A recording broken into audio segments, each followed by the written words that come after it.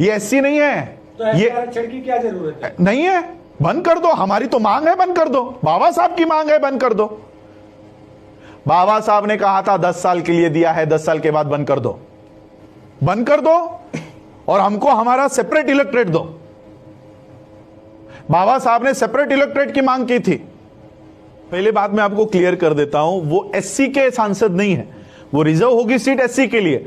वो सांसद उस पार्टी के हैं जिस पार्टी से वो चुनकर आए हैं, इसलिए वो एससी की आवाज नहीं उठाते, उस पार्टी की आवाज उठाते हैं। और यही है वो गांधी का पूना पैक्ट। ये बाबा साहब के एससी के रिजर्वेशन से नहीं आए हैं, ये गांधी ने जो हमारे अधिकार छीन लिए ना, ये उसका नतीजा है और उसकी ये देन है जो इस तरह के एजेंट्स उसके ऊपर चले गए हैं। बाबा साहब इनको सांसद नहीं कहते, बाबा साहब इनको एजेंट कहते हैं कि ऐसे लोगों को वहां पर बिठाया दिया गया है जो आज एससी के ऊपर अत्याचार भी हो ना तो उसके ऊपर आवाज तक नहीं उठाते। ये सिर्फ पार्टी के इशारों के ऊपर काम करते हैं। मोदी ने वहां से आंखें ऊंची कर दी तो यहां पर ये चुप हो जाते हैं। ये ऐसे लोग अंदर बैठे हुए हैं। आज राज्यसभा में वो पायल नाम की कोई एक्ट्रेस है, उसके ऊपर बलात्कार हुआ है या नहीं हुआ है, उसके लिए राज्यसभा में बैठा हुआ आदमी जो शेड्यूल कास्ट का होने का दावा करता है, वो गवर्नर को मिलने जाता है। वो लड़की जिंदा है। आज पायल हमारी मनीषा की हत्या हो जाती है, गैंगरेप हो जाता है, उसकी बॉडी को जलाया जाता है। क्यों? इस गवर्नर को मिलने की आप में हिम्मत नहीं है? तो ये कौन है? एससी को आप इसको एससी समझोगे? ये एससी नहीं है। तो ये आरक्षण की क्या जरूरत है? नहीं है, बंद कर दो। हमारी तो मांग है, बंद कर दो। बाबा साहब की मांग है, बंद कर दो। बाबा साहब ने कहा था 10 साल के लिए दिया है, 10 साल के बाद बंद कर दो। बाबा साहब ने 10 साल का पॉलिटिकल रिजर्वेशन कहा था। बाबा साहब ने कहा था ये जाने वाला, इसके पीछे मत लगो। क्यों सरकार इसको हर 10 साल के बाद बढ़ाती है? एक तरफ हमारा एजुकेशनल रिजर्वेशन बंद करवा रहे हो, एक तरफ हमारा सर्विस वाला रिजर्वेशन बंद करवा रहे हो, लेकिन पॉलिटिकल रिजर्वेशन बढ़ाते जा रहे हो। क्यों? क्योंकि सर्विस में रिजर्वेशन मिलने के बाद, एजुकेशन में रिजर्वेशन मिलने के बाद बाबा साहब के सिपाही पैदा होते हैं, बाबा साहब के विचारधारा वाले लोग तैयार होते हैं। लेकिन पॉलिटिकल रिजर्वेशन कंटिन्यू करने के बाद दलाल पैदा होते हैं, इसलिए इनको दलाल चाहिए, आपका सिपाही नहीं चाहिए। इसलिए पॉलिटिकल रिजर्वेशन हर 10 साल के बाद, अभी 6 महीने पहले इन्होंने कंटिन्यू किया है वापस 10 साल के लिए। वहां से आठवले निकलते हैं ना, वहां से पासवान निकलते हैं, वहां से उदित राज निकलते हैं, इसलिए वो चाहिए उनको। जहां से हमारा आईएएस निकलता है, जहां से हमारा आईपीएस निकलता है, जहां से हमारे जजेस निकलते हैं, वो बंद कर दिया है, वो बंद कर दिया। जहां से दलाल निकलते हैं वो शुरू गए। तो इसका सॉल्यूशन क्या है? बंद कर दो और हमको हमारा सेपरेट इलेक्ट्रेट दो। बाबा साहब ने सेपरेट इलेक्ट्रेट की मांग की थी। आज एससी के सीटों पे कौन चुनाव वोट डालते हैं?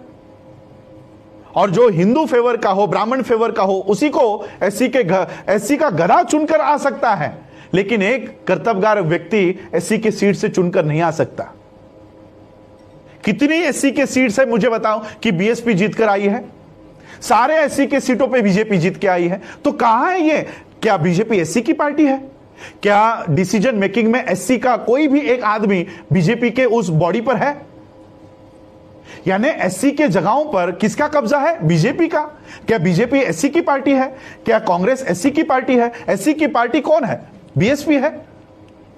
तो बीएसपी को एससी की जगह पर भी आप चुनकर नहीं आने देते, तो यानी जो हमारा था वो भी आपने ले लिया। बीएसपी हमारी पार्टी है, वहां से तो एससी के कैंडिडेट्स को चुनकर आने देना चाहिए था, वहां से भी बीएसपी को निकाल दिया। तो कहां रहा रिजर्वेशन?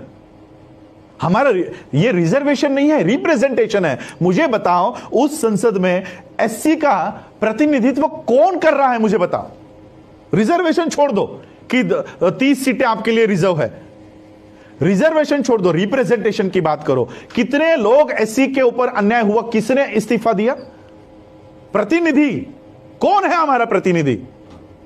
अगर हमको प्रतिनिधि रास्तों के ऊपर ही चुनना है, देखो मैं आज आप लोगों के माध्यम से इस देश के प्रधानमंत्री को चेतावनी देना चाहता हूं। मैं अपने शब्दों को पूरी तरह से होश हवास में इस्तेमाल कर रहा हूं।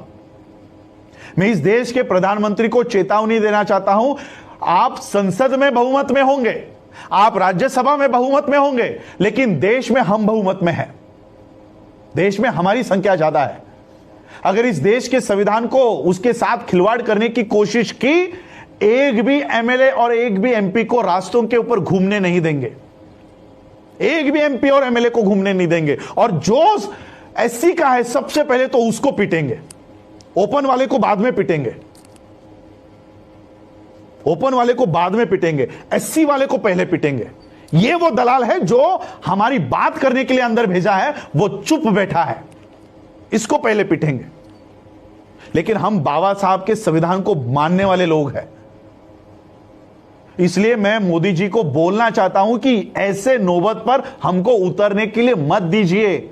इस देश के मार्शल हम लोग हैं। मैं मिलिट्री के खानदान से हूं। इस देश की सुरक्षा करने के लिए हमारे लोगों ने अपनी जान दे दी है। सोचो संविधान की सुरक्षा के लिए क्या कर सकते हैं।